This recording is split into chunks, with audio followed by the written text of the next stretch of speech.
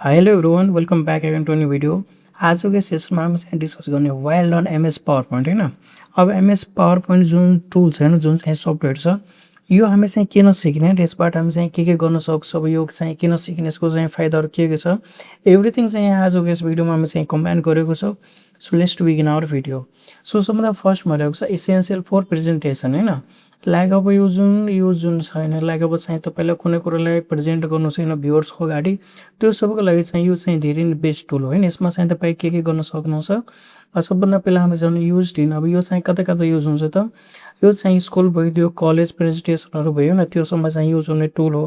त्यसपछि अफिस मिटिङहरूको लागि अब तपाईँलाई चाहिँ कुनै मिटिङहरू चाहिँ सेड्युल गर्नु छ, केही डिजाइन गर्नु छ होइन, त्यो पिपिटी फाइल जसलाई हामी भन्छौँ होइन, त्यो चाहिँ तयार पार्नु छ भने त्यो सबैको लागि हामी चाहिँ एमएस पावर पोइन्टको युज गर्छौँ। र बिजनेस पिच होइन, अब चाहिँ तपाईँको कुनै आइडिया छ, कुनै बिजनेस आइडिया छ होइन, अब त्यो चाहिँ इन्भेस्टरलाई हेराउनु छ, त्यो सोकेस गर्नु छ, त्यो सबैको लागि हामी चाहिँ पावर पोइन्ट टुलको युज गर्छौँ। अब चाहिँ के हुन्छ, help explain ideas visually instead of only speaking होइन। लाइक अब हाम्रो मनमा कुनै आइडिया छ वा केही कुरा छ भने हामी चाहिँ मात्रै बोलेर नै हामी चाहिँ कतिपल्ट हामी चाहिँ एक्सप्लेन गर्छौँ। तर त्यो बोल्नुभन्दा चाहिँ यदि हामी चाहिँ भिजुअल होइन, फोटोजहरूलाई हामी एड गरेर त्यो हामी चाहिँ सोकेस गर्छौँ भने त्यो चाहिँ धेरै नै बेटर हुन्छ भने त्यो सबै हामी चाहिँ एमएस पावर पोइन्टमा गर्न सक्छौँ। हाम्रो अर्को रहेको छ इम्प्रुभ कम्युनिकेसन स्किल्स होइन। यसबाट हाम्रो चाहिँ कम्युनिकेसन स्किल्स जुन छ होइन, त्यो चाहिँ धेरै नै इम्प्रुभमेन्ट हुन्छ, किनभने यसमा हाम्रो चाहिँ कम्बाइन हुन्छ होइन। यसमा हाम्रो चाहिँ टेक्स्ट भइदियो, इमेज भइदियो एन्ड भिजुअल्सहरू भयो होइन। यो सबैलाई कम्बाइन गरेर हामी चाहिँ के गर्छौँ त, हामी चाहिँ कन्टेन्टहरू हामी बनाउँछौँ।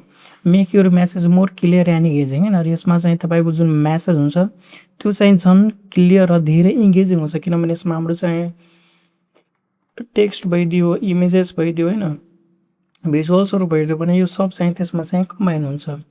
बिल्ड कन्फिडेन्स वाइल प्रेजेन्टिङ होइन। लाइक अब जतिखेर चाहिँ तपाईँ बोल्नुहुन्छ भने तपाईँको चाहिँ कन्फिडेन्स धेरै नै बिल्डअप हुन्छ, किनभने यसमा चाहिँ तपाईँको सबै कुराहरू यसमा चाहिँ राखेको हुन्छ होइन। लाइक अब टेक्स्ट भइदियो, पिएनजीहरू भयो, त्यो सबै कुरा चाहिँ यसमा हुन्छ भने त्यो हेर्दामा चाहिँ के हुन्छ त, धेरै राम्रो लाग्छ। थर्ड नम्बर रहेको छ प्रोफेसनल लुक्स होइन।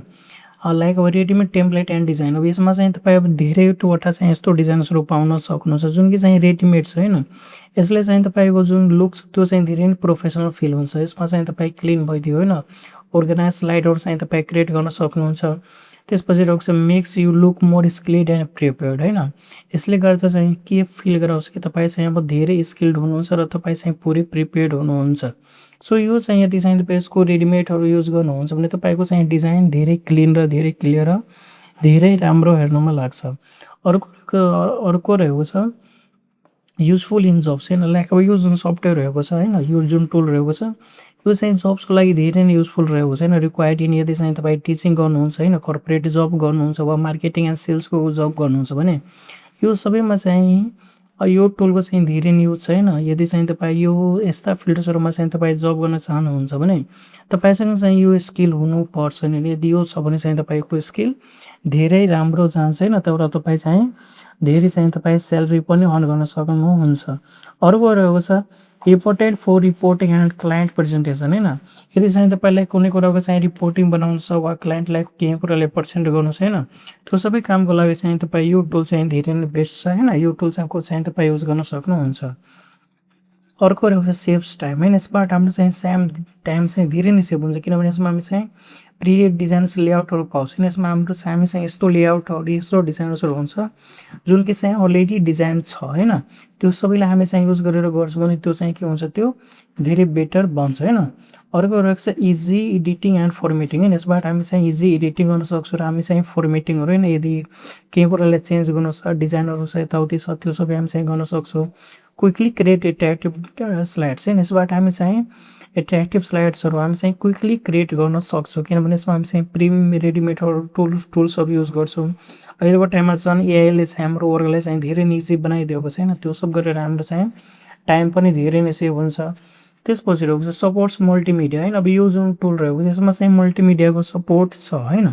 लाइक चाहिँ तपाईँ यसमा चाहिँ इमेज एड गर्न सक्नुहुन्छ, भिडियोज एड गर्न सक्नुहुन्छ र एनिमेसन्सहरू एड गर्न सक्नुहुन्छ भने अल ओभर हेर्नु भने यसमा चाहिँ तपाईँ नेक्स्ट लेभल धेरै कुराहरू छ, त्यो सबै चाहिँ तपाईँ गर्न सक्नुहुन्छ। त्यसपछि रहेको छ मेक्स प्रेजेन्टेसन मोर इन्टरेक्टिभ होइन।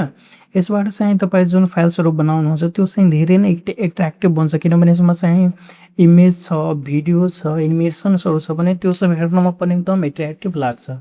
त्यसपछि रहेको छ 7मा वर्क्स विथ अदर टुल्स होइन। यदि चाहिँ तपाईँ यो टुल युज गर्नुहुन्छ भने यसमा चाहिँ तपाईँले अदर्स टुल्सहरू पनि युज गर्न सक्नुहुन्छ, लाइक अब वर्ड भइदियो, एक्सेल्सहरू भइदियो होइन। यो सबै टुल चाहिँ कम्बाइन गरेर चाहिँ यसमा वर्क गर्छ। Help convert data and report into visual presentation होइन। र यसले चाहिँ तपाईँको डाटा भइदियो, रिपोर्ट्सहरू भइदियो भने त्यसलाई चाहिँ अब भिजुअल हेर्नमा चाहिँ यसले चाहिँ हेल्प गर्छ, जसले गर्दा चाहिँ तपाईँको जुन स्लाइड छ, जुन कि चाहिँ तपाईँको पिपिटी फाइल हुन्छ त्यो चाहिँ धेरै नै बेटर हुन्छ होइन। सो यति कुरा रहेको छ नि, यति कुरा हामीलाई चाहिँ बुझ्नुपर्छ कि पावर पोइन्ट हामी किन युज गर्ने त।